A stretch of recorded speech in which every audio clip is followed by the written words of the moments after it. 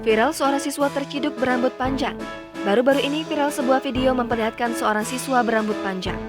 Video viral diunggah akun media sosial Instagram @terangmedia pada Senin 14 Maret 2022.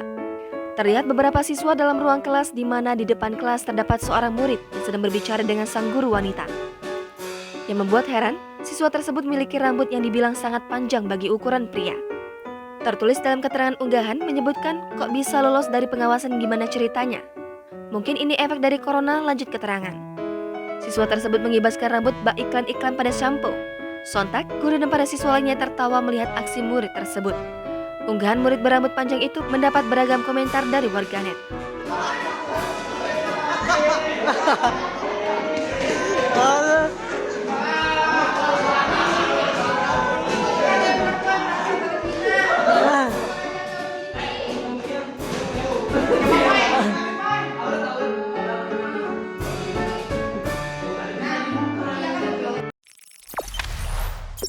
Jangan lupa subscribe, share, komen, dan like ya.